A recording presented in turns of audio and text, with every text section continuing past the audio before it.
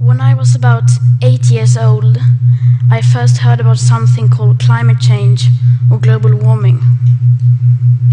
Apparently that was something humans had created by our way of living.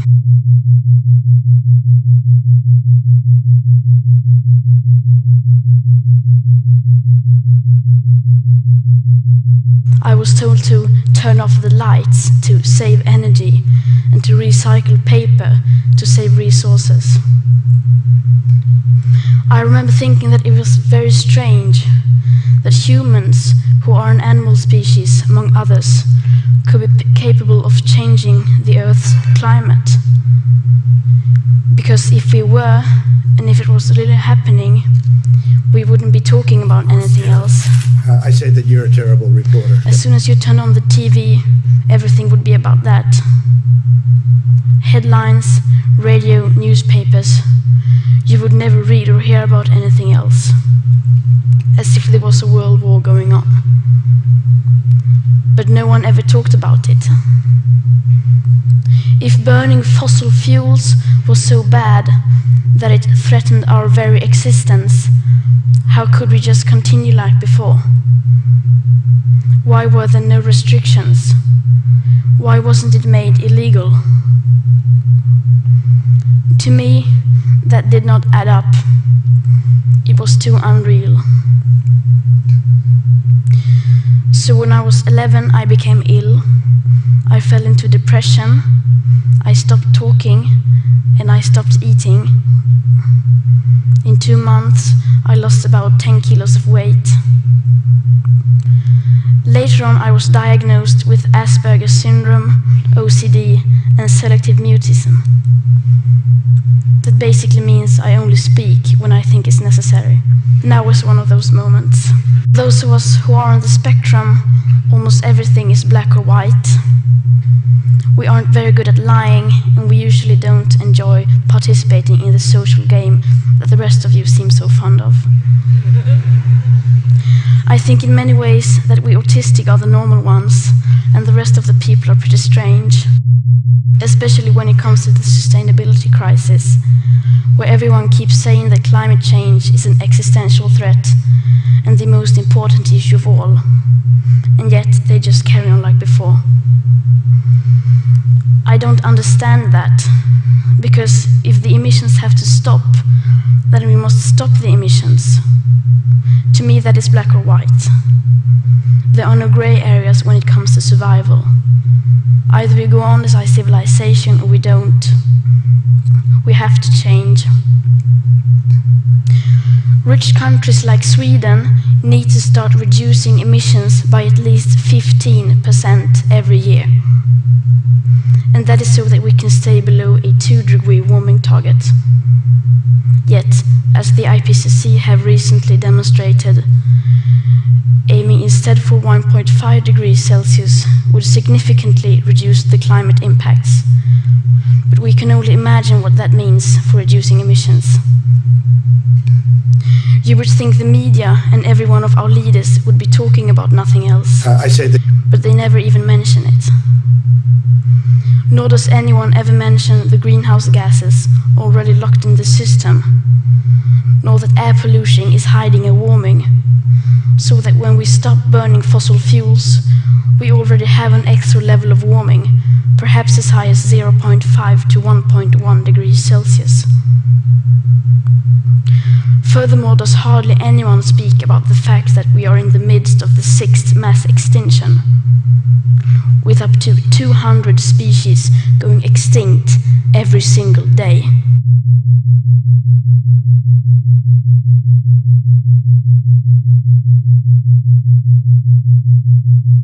that the extinction rate is today between 1,000 and 10,000 times higher than what is seen as normal. Nor does hardly anyone ever speak about the aspect of equity or climate justice, clearly stated everywhere in the Paris Agreement, which is absolutely necessary to make it work on a global scale. That means that rich countries need to get down to zero emissions within 6 to 12 years with today's emission speed. And that is so that people in poorer countries can have a chance to heighten their standard of living by building some of the infrastructure that we have already built, such as roads, schools, hospitals, clean drinking water, electricity, and so on. Because how can we expect countries like India or Nigeria to care about the climate crisis if we, who already have everything, don't care even a second about it or our actual commitments to the Paris Agreement? So, why are we not reducing our emissions? Why are they in fact still increasing? Are we knowingly causing a mass extinction? Are we evil?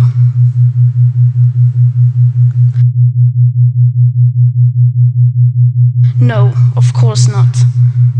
People keep doing what they do because the vast majority doesn't have a clue about the actual consequences of our everyday life. And they don't know the rapid changes required. We all think we know, and we all think everybody knows, but we don't. Because how could we? If there really was a crisis, and if this crisis was caused by our emissions, you would at least see some signs.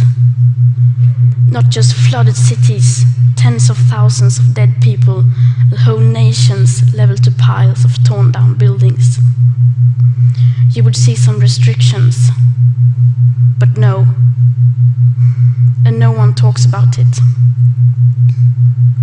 There are no emergency meetings, no headlines, no breaking news. No one is acting as if we were in a crisis. Even most climate scientists or green politicians keep on flying around the world, eating meat and dairy.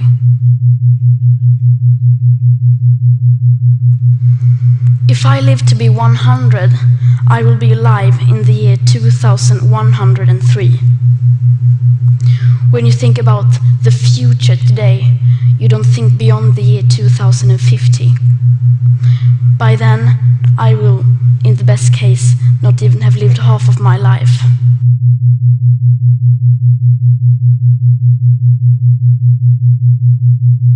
What happens next? The year 2078, I will celebrate my 75th birthday. If I have children or grandchildren, maybe they will spend that day with me.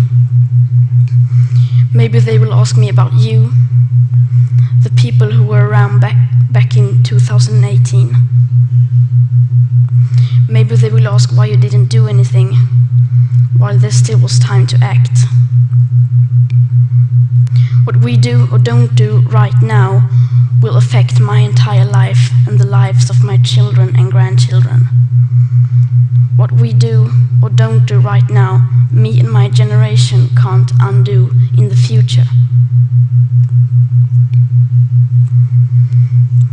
So when school started in August this year, I decided that this was enough.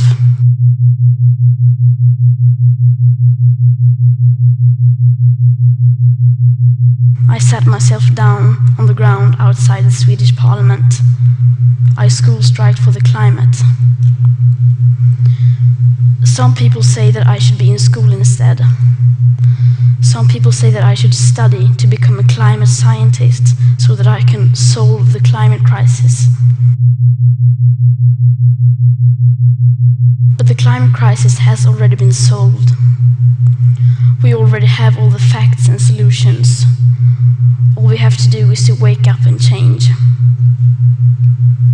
And why should I be studying for a future that soon will be no more, when no one is doing anything whatsoever to save that future? And what is the point of learning facts within the school system, when the most important facts given by the finer science of that same school system clearly means nothing to our politicians and our society? Some people say that Sweden is just a small country and that it doesn't matter what we do. But I think that if a few children can get headlines all over the world just by not going to school for a few weeks, imagine what we could all do together if we wanted to.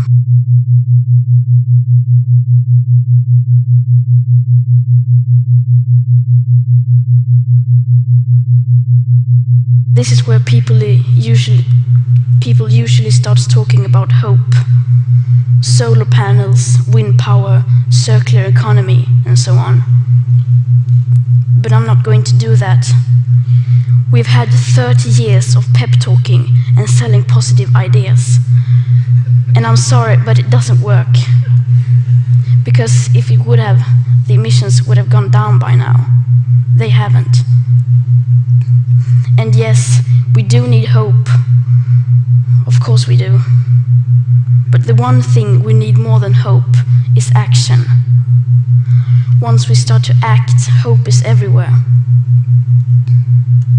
So instead of looking for hope, look for action. Then, and only then, hope will come. Today, we use 100 million barrels of oil every single day. There are no politics to change that. There are no rules to keep that oil in the ground. So we can't save the world by playing by the rules, because the rules have to be changed. Everything needs to change, and it has to start today.